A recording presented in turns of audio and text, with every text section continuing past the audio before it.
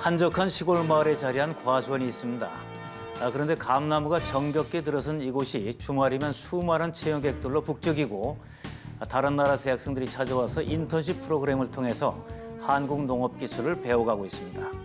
또 농촌 특유의 마을 공동체가 되살아나면서 농촌의 미래 모델로도 주목을 받고 있습니다. 자, 어떻게 이런 일들이 가능해졌을까요?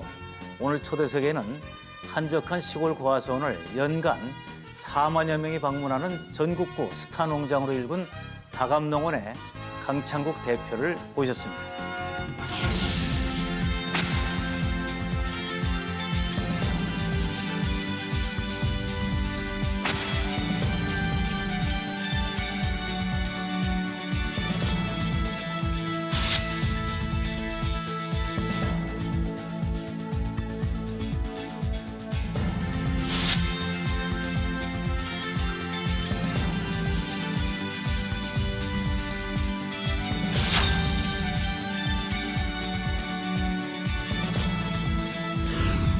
예, 농업 마이스터, 정부가 최고 실력을 가진 전문 농업 경영인에게 주는 칭호입니다. 자, 오늘은 단감 마이스터인 강창국 다감농원 대표를 이 자리에 모셨습니다. 안녕하세요. 예, 안녕하세요. 예, 한참 바쁠 텐데 고맙습니다. 예, 이렇게 초대해 주셔서 너무 감사합니다. 네. 예, 감사합니다. 자, 최고 단감을 만들어내는 단감 마이스터이신데 단감 농사는 언제 시작하셨습니까? 저희는 1991년도부터 단감 농사를 짓기 시작을 했고요. 저희 이제 조부 때는 이미 뭐 1920년도부터 이미 단감이 저희 마을에 식재가 되기 시작해서 건백년 가까이 예, 단감 농사를 시작을 했습니다. 그리고 제가 단감 농사를 시작할 때는 처음 시작할 때 한 1000평 정도 아주 소규모로 시작을 했었고요. 예. 농사를 짓다 보니까 이게 점점 소득이 이제 처음에는 뭐 소득이 물론 작았지만 소득이 높아지면서 욕심이라는 게 생기잖아요. 그래서 한 5,000평 정도까지 규모를 했었다가 지금은 이제 6차 산업을 하다 보니까 유목갑 사업을 하다 보니까 다양한 지금 이제 곳에 신경을 써야 되니까 저희들이 오히려 좀 줄이기 시작을 했습니다. 그래서 한 7,500평 규모로 하고 있고요. 7,500평 규모로 하고 있지만 소득은 15,000평 할 때와 거의 비슷한 수준으로 그게 되고 이제 있습니다. 굉장히 잘 된 일이네요. 네네.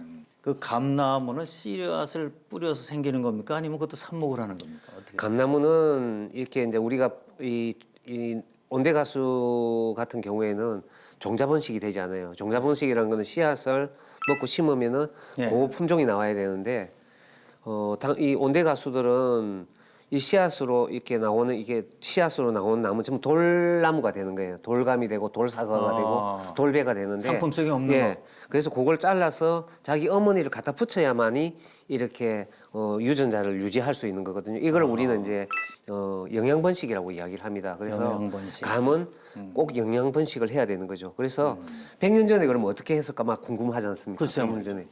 그리고 이제 초라는 게 나온 거는 거의 신라시대 때 나온 걸로 지금 이렇게 문헌에 나와요. 그래서 신라시대 때부터 거의 이제 초를 사용해 가지고 코팅을 해서 수분이 못 날아가게끔 해서 어머니를 이렇게 모셔오는 거죠. 그리고 이제 이걸 어떻게 묶을 것인가. 지금은 비닐이라든가 뭐 테이프가 있잖아요. 그때는 이제 땅나무라든가 그렇겠죠. 이런 걸 사용해 가지고 했는데 제가 어릴 때 이제 그렇게 하는 걸 할아버지가 하는 걸 제가 본 적이 있어요. 그래서 저희 집 뒤에는 가면 지금도 당나무가 많이 있어요. 많이 있어 가지고 지금도 한 번씩 할아버지나 아버님 생각날 때는 그 당나무로 가지고 이렇게 묶어보는 거. 옛날 방식으로? 옛날 방식으로 해보기도 합니다. 네. 저도 어렸을 때 그 고염나무에 감나무 이렇게 예. 갖다 붙이는 걸 본 기억이 있거든요. 네, 그렇죠. 자, 씨앗에서 나오는 것은 아니다. 네. 100년 정도를 하셨다고 그러는데 그러면 그 갑자기 그 궁금한 게 그 단감의 수령, 네네. 수명은 얼마나 되나요? 그 감나무에? 감의 수령은 뭐 아직까지 100년 된 나무가 잘 생산을 하고 있기 때문에 100년 된 게? 예.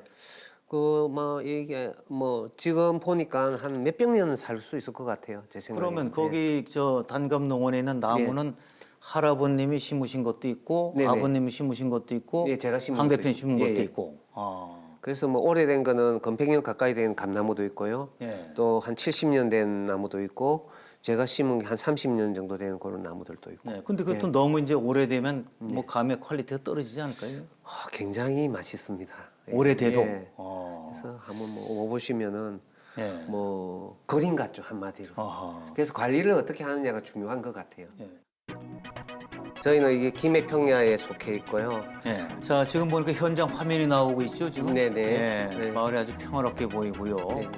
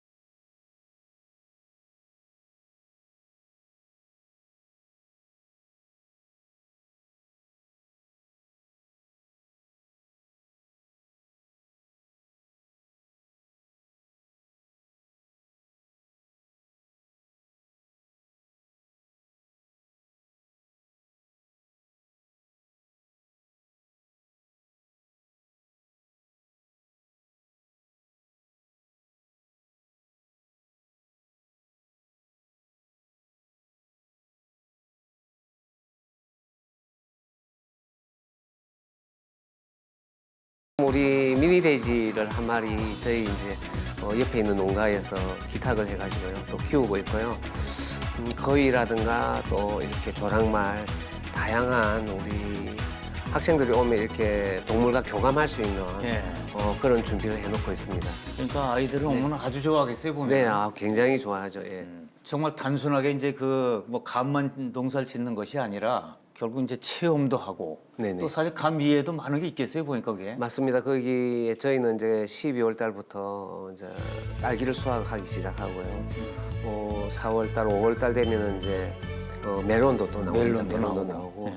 또 조금 있으면 이제 자두와 그다음에 체리 농사를 같이 짓고 있어요. 그래서 자, 1년 내내 단감은, 다양한 단감은 가을에 나오지만 일 1년 내내 농사는 계속되는 거죠. 예, 그렇죠. 계속. 그리고 되고 있어요. 되고 그것도 이제 많은 사람들 와서 체험할 수 있고. 네네. 예.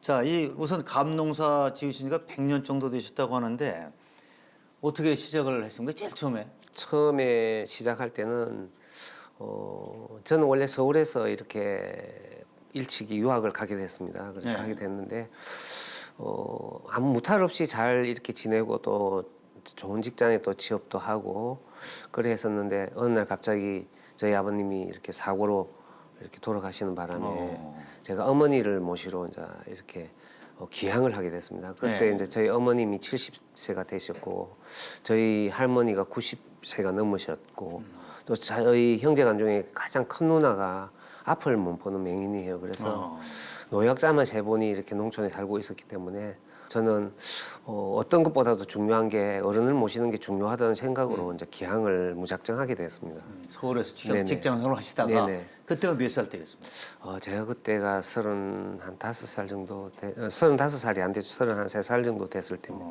그러면 그때 결혼을 하셨을 거 아니에요? 예, 결혼 막 했죠. 이제 서울에서 좋은 직장 다니고 있는데 고향에 가서 농사 지어야겠다. 네. 근데 부인은 뭐라고 하셨던 거예요? 한 번에 그냥 가자고는 이야기를 했어요. 그래서 저희 부인도 은행에 근무를 했었습니다. 네. 은행에 근무를 했었는데 뭐 두 말도 안 하고 한 번에 또 이렇게 가자 해서 저희가 이제 이렇게 은행 관계자한테 제 사정을 이야기를 하니까 아까운 직장이니까 창원으로 이전을 해주겠다 해가지고 그래서 정근을 가서 당분간은 맞벌이를 하게 됐죠. 제가 자리 잡을 동안. 은행에서 좀 네. 배려는 그런 면에서 네네 해주셨군요. 해주셨어요. 예. 그러니까 이제 농사를 처음부터 지은 것이 아니고 네. 이제 그런 사정, 집안의 사정이 생겨서 했는데 다행히 부인께서 네네. 적극적으로 또 이해를 해주셔서 예, 다행이네요. 자, 그러면 가서 처음에 농사 질 때 농사를 안 져봤기 때문에 네네. 애로가 많았을 것 같아요. 제일 처음 시작할 때. 너무 애로 많았죠. 사실은 네. 뭐 그때 생각하면 지금도 약간 끔찍하고 막 돌아가는 것도 돌아간다 이러면 과연 가실까 이런 생각이 할 정도로 그때는 너무나 정보가 없는 세상이었거든요. 제일 힘든 게 뭐였어요? 가장 힘든 게 기술을 배워야 하는데 예. 이렇게 오픈된 정보가 없었습니다. 그래서 뭐 농기술원이라든가 또 기술센터 또 농촌진흥청 또 우리 가까이 있는 단감 농협이 있었어요. 그래서 농협에 가서 이제 최대한으로 이제 공부를 시작을 한 겁니다. 그래서 그 기간이 사실은 굉장히 길었죠. 사실은 한 10년 정도를 하고 나니까 어느 정도가 이제 농사가 눈에 보이기 시작하고요. 그 기간 동안은 거의 뭐 소득이 1년에 300만 원도 안 되는 아주 초라한 그런 농사로 시작을 공급 잘 했었습니다. 받고 있다가. 네. 근데 그 처음에 농사 질 때 급하면 역시 농협 찾아가서 정보 얻는 게 제일 빠르지 않나요? 그렇죠. 예. 예. 그 당시에 농협이 가장 많은 정보를 가지고 있었습니다. 예. 예. 자, 단감 농사를 제대로 지어야겠다. 그럼 네네. 역시 이제 공부할 수밖에 없는데 네네. 처음에 공부는 어떤 식으로 하셨습니까? 처음에는 가까운 우리 단감 농협에서 시작을 했었는데 얼마 되지 않아 가지고 경상남도 농업기술원 단감 연구소가 생기기 시작을 했습니다. 단감 예, 연구소? 예, 그래서 그 단감 연구소에서 거기는 연구사들과 뭐 1년에 감을 수백 장씩 진짜 쪼개가면서 연구를 시작을 했었어요. 예. 그래서 그때만 하더라도 우리나라에는 이렇게 단감 기술을 집대성 해놓은 그런 어떤 매뉴얼도 없었습니다. 그래서 예. 단감 연구소가 생기면서 하나하나 해 나갔죠. 그런데 그 세월이 한 14년 정도의 세월이 흘렀습니다. 시간이 그리고 많이 난 다음에 우리나라에 이제 제대로 된 단감 농사 매뉴얼이 나오기 시작을 한 예. 거죠. 그러면서 이제 공부를 하게 됐고요. 그 공부하는 시간들이 뭐 1년짜리 과정만 제가 14년을 다녔습니다. 아이고, 뭐 단감 박사가 예. 되신 거죠, 그러니까. 근데 단감의 종류가 어느 정도나 됩니까? 단감 종류는 한 139종 정도가 된다고 이야기를 하고 있는데요. 아직도 우리가 알지 못하는 것까지 하면은 어쩌면 더 많은 종자가 있을 수도 있습니다. 네. 그렇게 많습니까, 이게? 네네. 예. 자, 그러면 지금은 이제 단감을 딱 보는 순간에 아, 이거 달겠구나, 맛있겠구나. 이제 대략 아시겠어요, 보면? 거의 알 수 있죠. 그래서 일단 많은 품종을 접해보기도 했고요. 또 이렇게 맛있는 단감은 또 특징이 있습니다. 그중에서 첫째가 우리가 육안으로 구분할 수 있는 거는 색깔이죠. 예. 색깔. 예, 색깔이 아주 진하게 잘 난 것이 주로 당도가 높다고 보시면 됩니다. 색깔이 예. 좋은 예, 게 예, 당도도 예. 높다. 예, 예. 자, 그럼 공부를 그렇게 오랫동안 아주 열심히 하셨는데 네. 그러고 나서는 계속 승승장구를 하신 건가요? 아니면 또 곡절이 있나요? 뭐 곡절이 많죠. 우리가 농사만 잘 짓는다고 되는 게 아니잖아요. 예. 처음에 우리가 과일을 이렇게 팔아보면 우리가 경매시장에 가잖아요. 경매를 보면 저희 단감 같은 경우가 가격이 좀 안 좋을 때는 15,000원, 좀 좋을 때는 35,000원, 또 뭐 또 되게 좋을 때는 5만 원대까지도 갈 때가 있습니다. 근데 저희들이 납득하지 못하는 것 중에 하나가 어제만 하더라도 35,000원 했던 단감이 오늘 경매는 15,000원 할 때가 있어요. 하루 사이에. 하루 사이에. 예. 그래서 이게 도저히 납득이 안 가는 거죠. 예. 뭐 물량이 좀 늘었다 해도 25,000원대가 된다든가 뭐 3만 원대가 된다 이러면 충분히 납득이 가잖아요. 그런데 이게 소매점에 팔리는 가격은 그렇게 금방 탄력적으로 적용이 되지는 않더라고요. 예. 그래서 제가 그때 결심한 게 직접 내가 팔아봐야겠다. 유통상에 뭐가 문제가 있구나. 예, 문제가 있다는 걸 이제 느끼고 그래서 그때부터 이제 직거래를 시작을 했습니다. 예. 그래서 지금까지 뭐 한 30년 가까이 저희는 직거래와 뭐 대형 유통 한 군데를 지금 가지고. 자, 그럼 직거래를 하려면 뭐 본인의 이름이라든가 예. 아니 무슨 뭐 브랜드화가 돼야 될 거 아닙니까? 그게? 그렇죠. 예. 어떻게 생각을 하십니까? 저는 이제 이 브랜드를 하기 위해서 제일 먼저 대형 매장을 이렇게 찾게 되었고요. 예. 이 대형 매장 중에서 우리나라에서 좀 이렇게 유명한 3사가 있잖아요. 백화점 3사 중에서 우리 강남에 있는 농산물 아주 깐깐하게 명품만 쓰는데 깐깐하게 명품을 하는 곳이 그거 있습니다. 있어요. 뭐 백화점 이름은 얘기 안 하겠습니다. 그래서 거기를 이제 이렇게 문을 두드리기 시작을 했습니다. 두드리게 된 가장 큰 이제 이유는 저희 농장 근처에 한 8만 5천 평을 하는 대농가가 있었어요. 그분이 이제 저한테 이런 의견을 하는 겁니다. 당신이 감을 잘 파는 건 알고 있지만 우리가 브랜드화 해가지고 우리 단감을 좀 이렇게 좀 많이 알리도록 하자라는 거였죠. 그래서 어떻게 하면 좋겠습니까 하니까 우리나라에서 좀 유명한 매장에서 판매를 해보자라는 거였고요. 그래서 그분이 많은 스폰서를 또 사실 했습니다. 처음에는 했고 저도 시간적으로 뭐 몇십 번을 이렇게 백화점을 오가면서 문을 두드리기 시작을 했죠. 그리고 드디어 2004년도에 매장에 이제 정식으로 진입을 하게 됐고요. 지금은 전점에 하고 있습니다. 그래서 전 백화점. 지금까지 10몇 년 동안 저희는 꾸준하게 신용을 지켜서 예. 계속해서 판매를 하고요.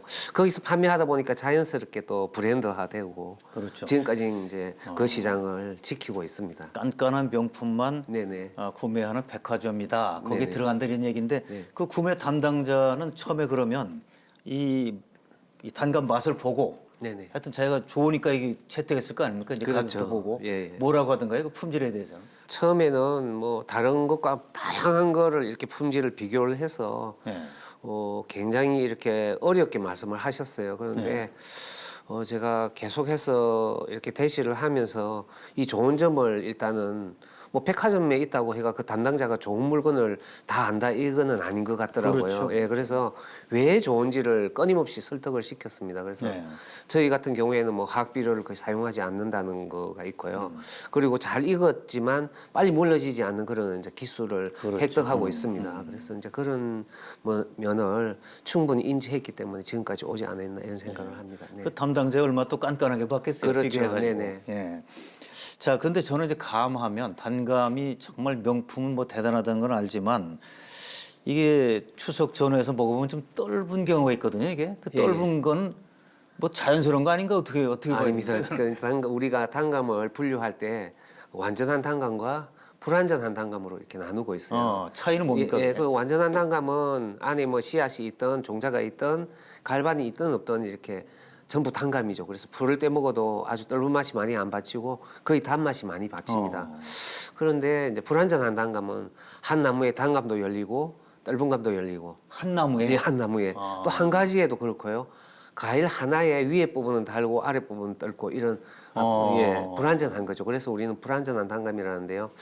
이게 이제 9월 달에 나온 서촌조생이 대표적인 그런 불완전한 단감에 속하는 겁니다. 그래서 지금까지 우리나라에서 이제 조생종 단감은 이 서촌조생이 주로 이제 이렇게 분포돼 있었는데요. 지금은 이제 개량이 돼가지고 태추라든가 뭐 귀추 또 다양한 이렇게 단감 종류가 완전한 단감들이 이제 조생종으로 많이 개발돼가 바뀌는군요, 나오고 있는 그런 시점에 지금 변환하고 있는 시점이라고 보시면 되겠습니다. 야, 그 농사 짓는 사람 입장에서는 답답하겠어요. 보니까 예. 같은 나무인데 어떤 예. 거는 달고 예. 어떤 건 떫고. 네. 근데 봐선 또 모를 거 아니에요. 그 구분하는 또 방법이 있습니다. 그것도 구분이 돼요. 예, 예. 먹어보지 않고도. 예, 먹어보지 않아도.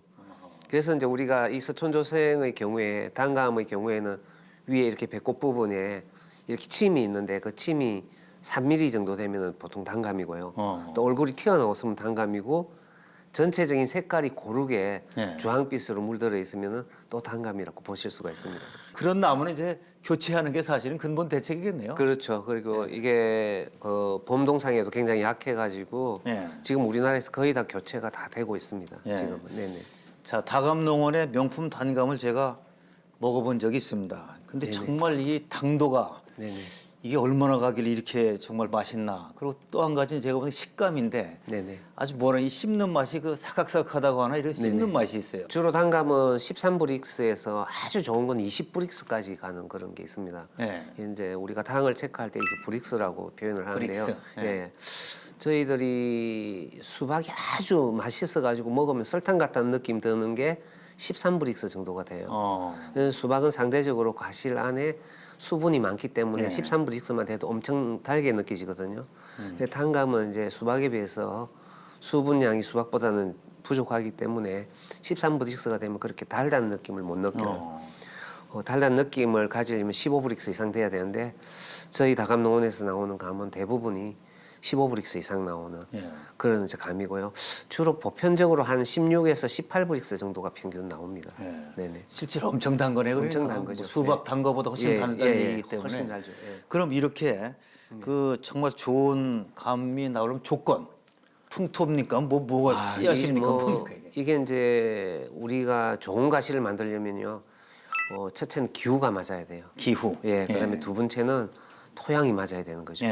그다음 세 번째는 품종이 맞아야 되는 거예요. 예. 이게 필수 조건이라 그럽니다. 예. 온도가 적절하게 맞아야 되고 그래서 우리는 어떤 과수 농사를 지을 때 처음에 우리가 묘목을 꼽을 때 적지에 꼽아야 된다는 말이 있어요. 적지에 심어야 된다 이런 말이 있잖아요. 그래서 그거를 볼 때 우리는 기후 그 온도 이런 걸 보는 거죠. 그다음에 토양, 그다음에 아주 좋은 품종. 이 세 가지가 기본적인 거고요. 그다음에 이제 사람이 할 수 있는 거는 우리가 채광 통풍 배수를 잘 해서 예. 물 빠짐이 좋게 하고 햇빛이 잘 들게 해서 광합성이 잘 되도록 해야 되는 거죠. 예. 그리고 이제 화학 비료를 가급적이면 적게 사용해서 한목에 과일이 이렇게 부피가 이렇게 팽창되지 않도록 이렇게 키우는 게, 그래서 우리가 유기농 하잖아요. 예. 유기농 화학 비료 화학 비료 사용하지 않고 또 이제 화학적인 농약도 사용하지 않는 거잖아요. 그래서 과수 농사는 사실은 유기농 하기가 굉장히 어렵습니다. 왜냐하면 환경에 노출되어 있기 때문에. 예. 그래서 요즘은 PLS라는 제도를 사용하죠. 농약을 사용하되 안전한 농약만 사용해라. 친환경. 국가가 지정하는 농약만 사용해라 예. 이러는 거죠. 그리고 해수도 반 정도로 줄여라. 어. 예, 예. 그래서 이제 저희는 그런 식으로 많이 하고 있고요. 또 화학 비료는 거의 사용하지 않고 이렇게 하면 좋은 물건이 나옵니다. 자, 기후, 토양, 예. 품종. 예, 예. 근데 이제 저 보면은 뭐 전지, 전정 이런 거 하잖아요, 이게. 예, 예, 예. 그거는 어느 정도의 그 영향을 미치는 겁니까?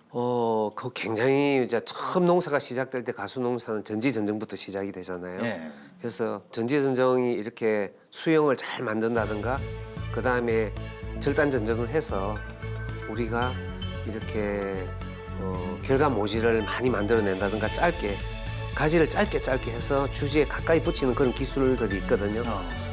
뭐 그런 기술들이 굉장히 중요하죠. 그래서 그게 왜 중요하냐면 광합성 할 때 우리가 유효용적을 많이 만들어내는 겁니다. 예. 그래서 햇빛을 아주 잘 받게 하는 그런 역할을 하는 거죠. 그리고 해거리 하지 않게끔 하는 거고, 또는 이제 이렇게 노동력을 아주 좋게끔 만드는 거죠. 그래서 수고를 낮춤으로 해가 작업하기 수확하기 좋게, 예, 작업하기 예. 좋게. 예, 예. 이게 그게 전체 생산성과 다 연결된 거네요. 다 그러니까. 연결돼 있죠. 예. 자, 그러니까 초짜 농부들은 좀 어렵겠어요, 그런 면에서. 그렇습니다. 네. 자, 그러면 말이죠. 이 저 해거리는 왜 생기는 거죠, 이게? 해거리는 이렇게 한목에 너무 많은 과실을 이렇게 착갈시킨다든가 이랬을 때 해거리가 생기는 거죠. 그래서 가지 안에 저장 영양분이 부족하면은 그 다음 해에 과일을 많이 달지 않습니다. 예. 예. 자, 그걸 잘 계산해서 어느 정도 이걸 네네. 관리해 주느냐. 그렇죠. 수세를 조절하고 항상 이렇게 밸런스를 맞춰주고. 예.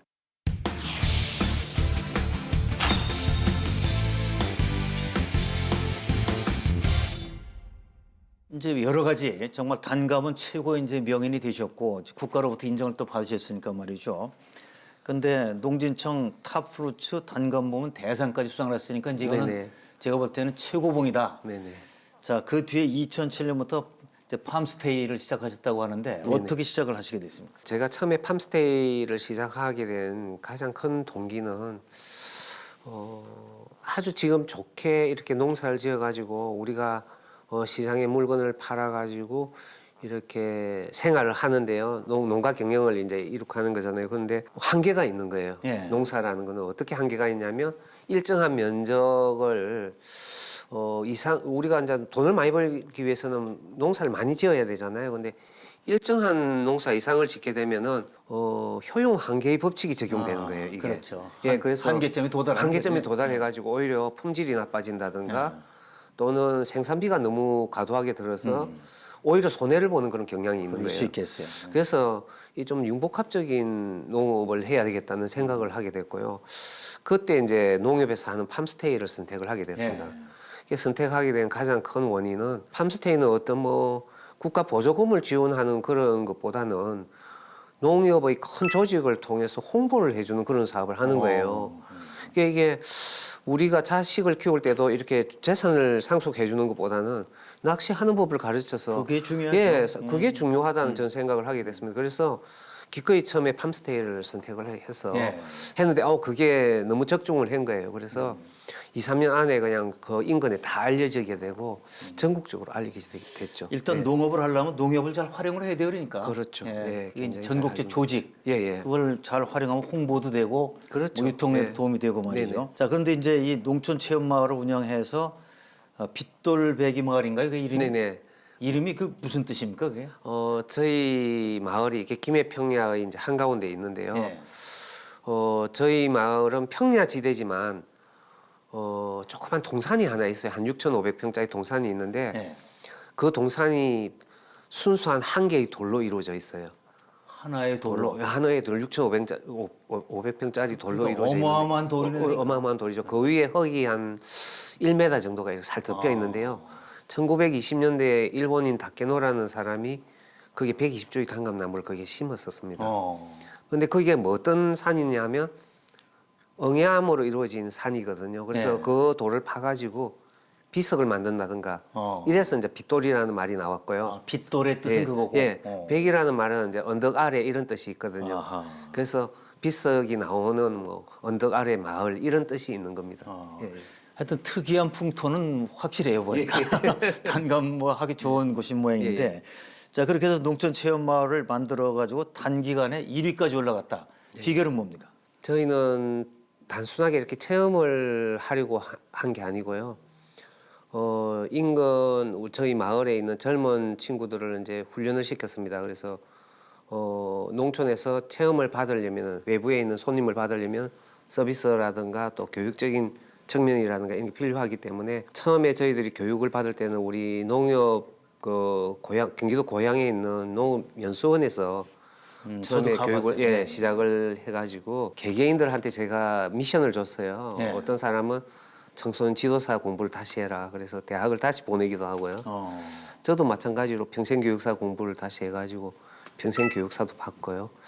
또 이제 저희 마을에서 또 교사를 했던 분들은 자기가 전직을 했던 것을 가장 잘 활용을 해서 아이들 가르치는 곳에 또 사용을 하기도 하고요.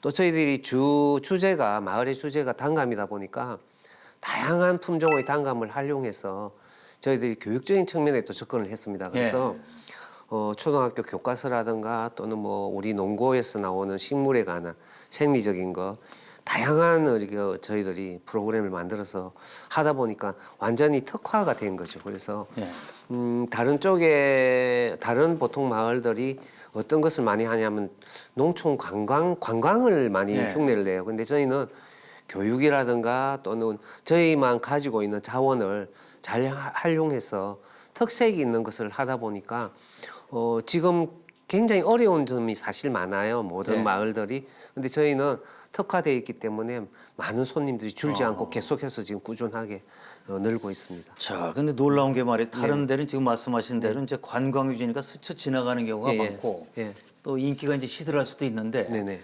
지금 다감농원과 마을을 찾는 체험객 수가 연간 한 4만 명이다. 네네. 대단하거든요, 지금. 네네. 자, 이게 4만 명 어떤 모습인지 한번 그 화면을 한번 보면서 말씀을 좀 나눠보겠습니다. 네. 자, 저기 이제 찾아오는 분들이고 네네. 저기는 이제 우리 가까운 부산에 있는 공부방 학생들이 이렇게 방문한 건데요. 저걸 타고 쭉 돌아요, 이제? 예, 이제 마을 한 바퀴 다 돌기도 하고요. 1박 2일 동안 다양한 프로그램을 운영을 하고 있습니다. 그래서 단순하게 무슨 과일을 따거나 이런 것뿐만 아니라 우리가 가지고 있는 자원을 가지고 이렇게 가공 체험도 하고요. 지금 이제 저희가 단감 쿠키를 지금 쿠키? 쿠키 만들기를 하고 있는 겁니다. 네.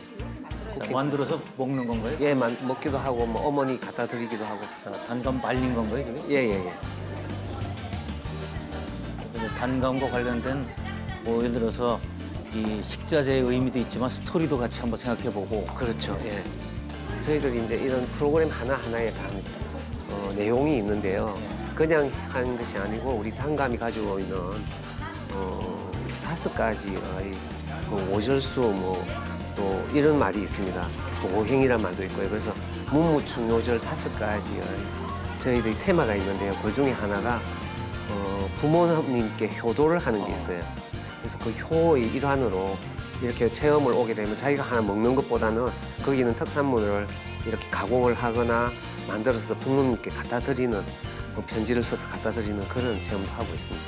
그래서 지금은 이제 쿠키를 만드는 건데요. 쿠키, 파이, 다양한 이 가공품을 만들고 있습니다. 물론 저기 들어가는 밀가루도 다 우리 밀을 사용하는 거고요. 다 유기농만을 활용을 하는 겁니다. 저 어린이들 아주 신나겠어요, 보면. 굉장히 좋아하죠, 저렇게 하면. 네. 직접 이렇게 만지고 가공하는 거를 아이들은 되게 좋아하는 것 같아요. 그래서 오감을 활용해서 하는 체험들을 굉장히 좋아하는 것 같습니다. 좀 맛이 있네 지금. 네, 굉장히 맛있죠. 여기는 뭐 활쏘기는 우리 감에 이런 게 이렇게 문무중요절 5가지가 있는데요. 그 중에 하나가 무의 개념이 있습니다. 감나무는 배로부터 굉장히 딱딱하기 때문에 잘 찢어지지만 나무 자체는 굉장히 딱딱하거든요. 예. 그래서 이것을 옛날에 쇠가 없을 때는 하살 촉으로 사용했었어요. 그래서 무의 뜻을 가지고 저걸 단단한. 활용합니다. 예, 단단. 자 그러니까 이게 보면은 이제 과학 정보 이것도 다 활용하면서 스토리까지. 네네. 그러니까 이 소위 말하는 이제 살아있는 교육이 된다 이렇게 볼 수 있겠어요. 네네. 자, 이 체험객들이 4만 명인데 이 정도 늘어나는 건 어떻게 연도별로 조금씩 늘어났습니까? 어떤 해부터 확 늘어난 게 있습니까? 거의 한 해도 이렇게 줄어든 경우가 없었고요. 예. 뭐 어려운 일이 많았잖아요. 우리 뭐 세월호라든가 메르스라든가 뭐 이런 게 때문에 굉장히 사실은 이런 농촌 관광 또 우리 관광 자체가 영향을 받죠. 영향을 많이 받았었죠. 그런데 저희는 꾸준하게 한 번도 이렇게 고객 수가 줄은 적이 없고요. 예. 해마다 뭐 작게 넣을 때 그렇게 어려운 때도 뭐 10% 20%는 성장을 했고요. 많이 넣을 때는 거의 2배로 이렇게 성장한 해도 있었습니다.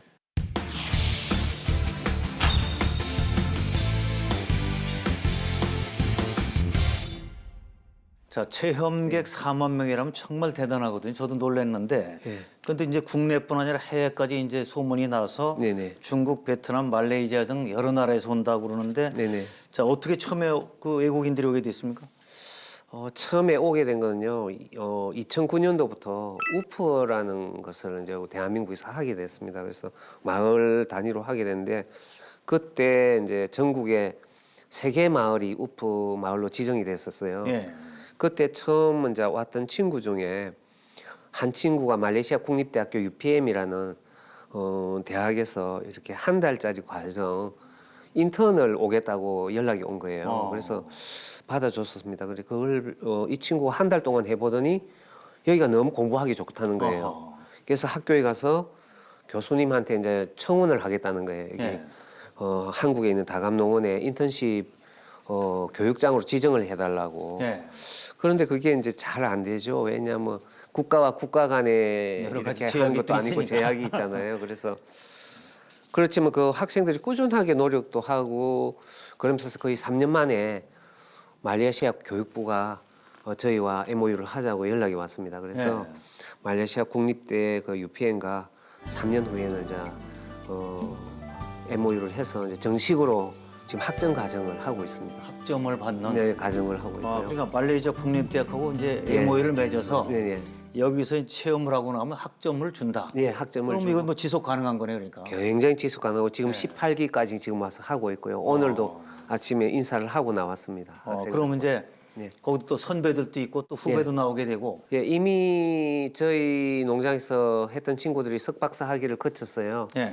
지금 이제 말레이시아 국가의 공무원으로 이미 어. 활동을 하고 있고요. 야, 그 동문회도 만만치 예, 않겠네요. 예, 교육부에 들어간 친구들도 있고요. 예, 정말 이런 거는 큰 보람을 느끼실 것 같아요. 굉장하죠. 예. 이거 뭐, 예, 굉장히. 농사져서 농산물 만들어서 예. 그냥 돈 번다는 것보다는 이건 다양한 가치가 예. 있거든요. 또 사회공헌도 가능하고. 예, 저는 이제 사회공헌 하는 방법 중에 하나를 외국에는 교육을 통해서 공헌하고 싶고요. 예. 국내에서는 뭐, 국내에는 가까운 이웃들 뭐 독거노인이라든가 또 이렇게 학생들한테 이렇게 장학금을 지급한다든가 이런 쪽으로 공헌을 하고 싶은 거죠. 네. 그래서 지금 이제 외국에 공헌하는 것 중에 하나는 이제 교육을 통해서 합니다. 네. 자, 그 학생들 좀 잠깐 좀 만나보도록 하겠습니다. 예, 화면을 예. 통해서. 예. 예.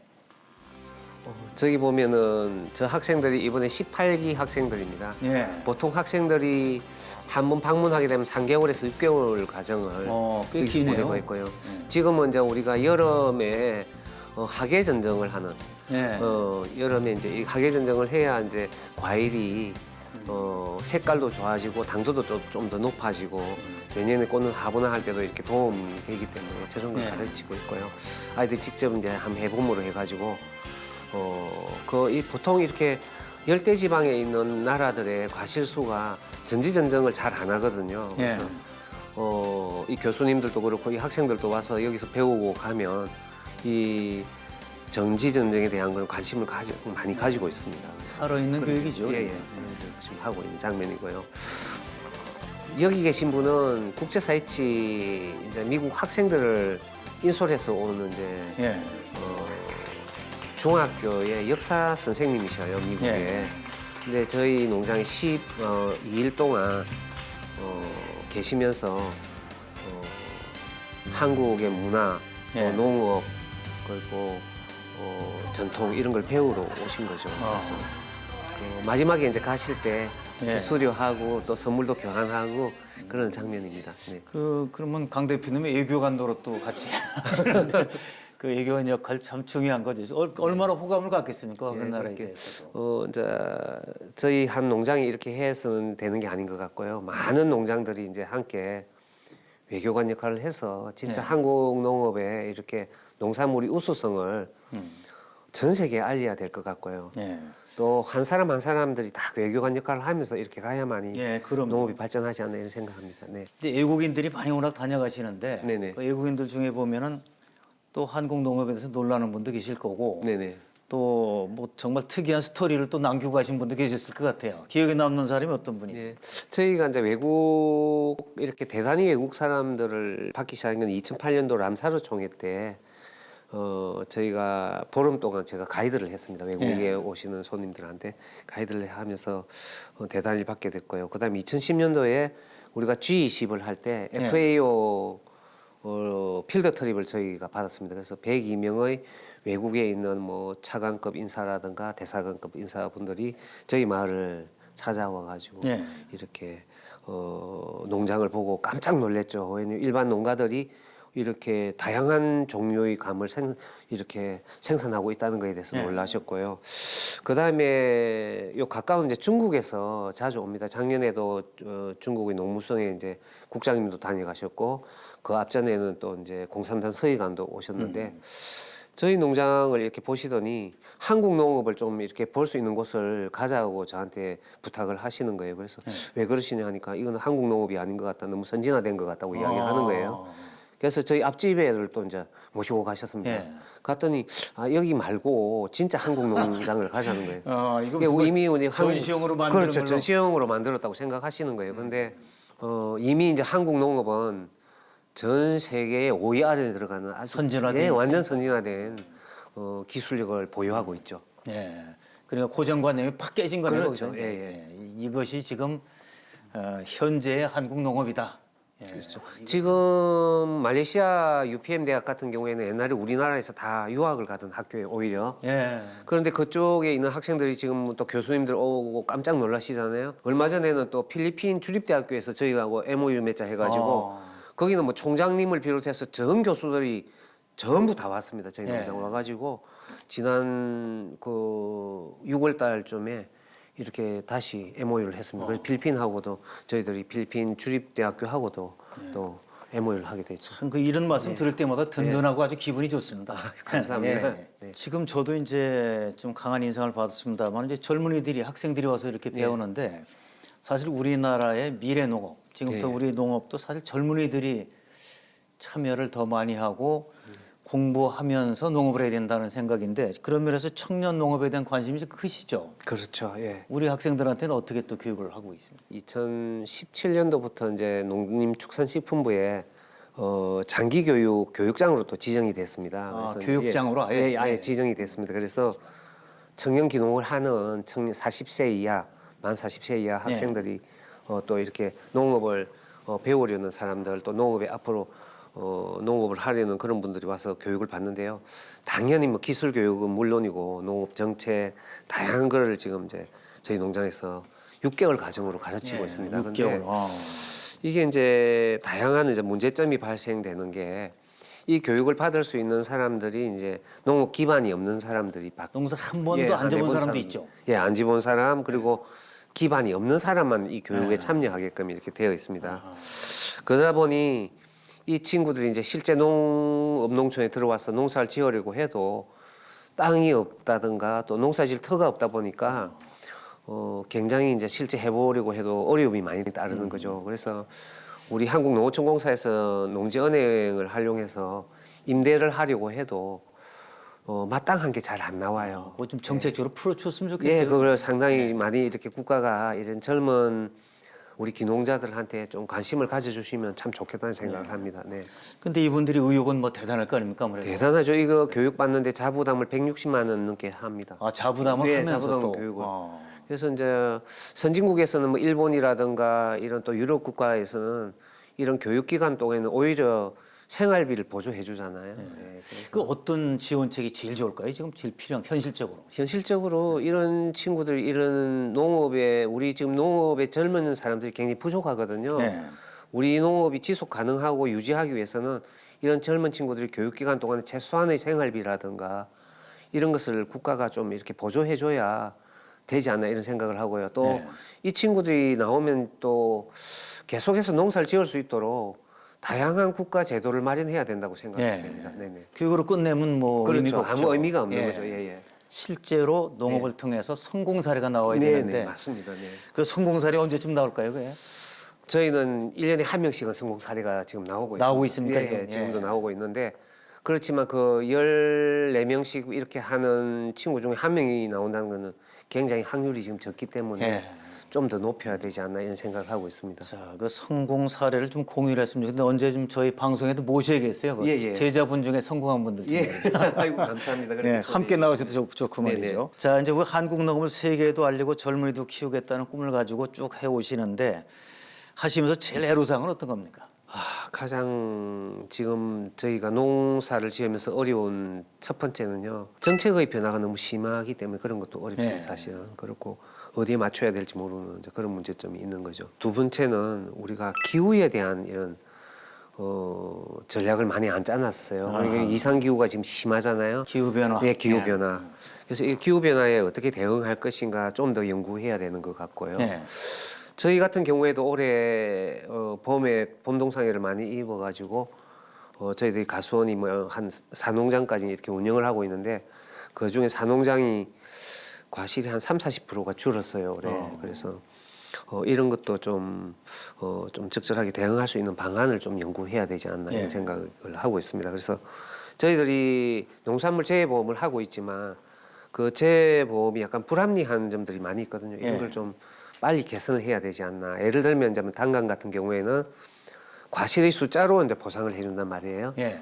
그런데 이제 좋은 과실을 만들려면 봄부터 과실을 많이 속아내야만이 좋은 과실이 되는데 이게 좋은 과실과 좋지 않은 과실은 실제 현장에서는 10배 이상의 가격 차이가 납니다. 네. 실제 현장에서는. 그런데 보상을 해줄 때는 똑같이 보상을 해주고 그리고 이제 속아내지 않아야 과실 숫자가 많으니까 더 많이 보상되는 이렇게 잘못된 이 보상 방법이 지금 그거는 현실에 안 맞는 거죠. 안 맞는 거죠. 이걸 빨리 이런 거를 이제 고쳐야 되지 않나 이런 생각이 듭니다. 네. 자, 참 궁금한 거 하나 있는데 말이죠. 네네. 그 이제 말레이시아에서 학생들도 오고 네. 또 젊은이들도 와서 공부를 하는데 숙소는 어디서 자게 됩니까? 그 학생들? 숙소는 이제 저희 같은 경우에는 가급적인 국고 사업을 안 하는 방향을 저희들이 방침을 하고 있습니다. 저희 네.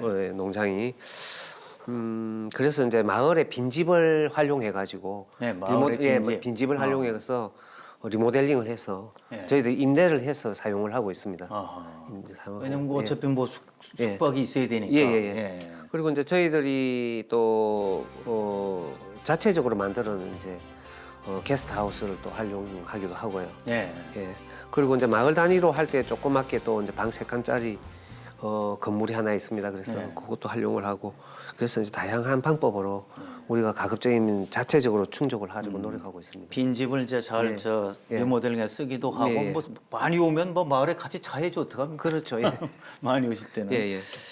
자, 저는 이제 오늘 말씀을 드리면서 농업의 정말 성공 사례를 직접 이제 말씀을 들었고요. 또 한국 농업도 앞으로 이렇게 가야겠다. 또 융복합적으로 부가가치가 나오는구나. 단순하게 농산물을 그거에서만 나오는 것이 아니고 이런 좋은 말씀을 들었는데 자, 이제 지금 저 농업에 종사하시는 분 또 앞으로 종사하시려고 하는 분들에게 좀 귀한 조언을 좀 해주세요. 얼마 전까지만 하더라도 혼자서 농사를 잘 지으면 먹고 살 수 있었거든요. 예.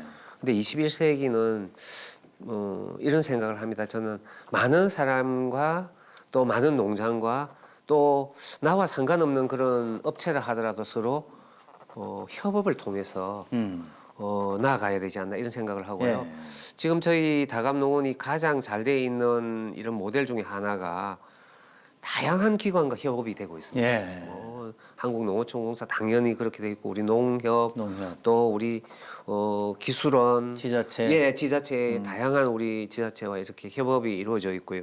또 기업체, 뭐 현대모비스라든가 삼성 테크웨인 또는 우리 현대백화점이라든가 그렇죠. 다양한 이런 이제 국가 이 농업 농촌에 기여하는 이런 기업들과도 또 협업이 이루어지고 있고요. 또 저희도 마찬가지로 그런 대기업의 도움만 받는 게 아니라 아주 건전하고 좋은 농산물 생산해서 그분들한테 또 먹거리를 제공하고 예. 예, 이게 이제 진정한 협업이 아닌가 이런 생각을 예. 하고요. 지금 이제 새롭게 농사를 하는 분들한테 제가 꼭 드리고 싶은 거는 농사를 시작하기 전에 준비를 많이 하셔야 되는데 그 중에 가장 준비해야 되는 게 기술 공부를 많이 하셔야 돼요. 첫째는. 공부를 해야죠. 예. 절대 변하지 않는 게 육자 산업을 한다 하더라도 1차 생산을 무시하고는 육자 산업이 이루어질 수 없는 예. 거죠. 그래서 우리가 우리 다음 세대의 먹거리를 책임지는 그런 거에 제일 먼저 공부를 시작을 해야 되고요. 그 다음에는 어떻게 협업을 할 것인가에 대한 공부를 해야 되지 않나 이런 생각합니다. 자, 이제 귀한 말씀을 듣고 이렇게 또 시청자분들과 공유를 하게 돼서는 보람을 느낀다마는 한창 바쁘실 때 지금 일하시는 분을 이제 서울까지 모셨는데 지금 현장에서 그 땀 흘리고 있는 그 학생들 또 거기서 일을 하시는 분들한테 그분들한테 인사 말씀 한번 해주세요. 절대로 변하지 않는 게 하나 있는데요. 예. 지금 저희 농장에서 교육받고 있는 이 만 40세 이하의 이 청년들이 곧 우리나라의 미래의 농업입니다. 그 사람들이. 예. 그래서 지금 고달프고 힘들더라도 조금의 시기가 지나면은 이 사람들이 곧 제가 있는 이 자리에 앉아 있을 거라고 저는 예. 믿어 의심치를 않습니다. 그래서 잠시 힘들더라도 참고 나가면은 좋은 세상이 오지 않나 이런 생각을 합니다. 저도 열심히 응원하겠습니다. 네, 감사합니다. 예, 오늘 말씀 감사합니다. 네네. 예. 이거 초대해 주셔서 감사합니다. 예. 네. 농업계가 강창국 대표의 성공에 주목하는 것은 귀농한 농업인이 최고의 단감을 생산해내서 큰 성공을 거뒀기 때문만은 아닐 겁니다. 개인의 성공이 그치지 않고 마을 만들기 사업으로 농촌 공동체를 되살리고 한국 농업을 세계에 알리는 데 앞장서는 등 우리 농업 농촌의 새로운 비전을 보여주고 있기 때문입니다. 최고의 농산물을 위해 공부하는 농업인, 성공을 함께 나누는 농업인, 농촌의 미래를 키워내는 농업인이 더 많이 배출될 수 있도록 우리 사회의 관심과 응원도 계속되기를 기대해 봅니다. 함께해 주신 여러분 감사합니다.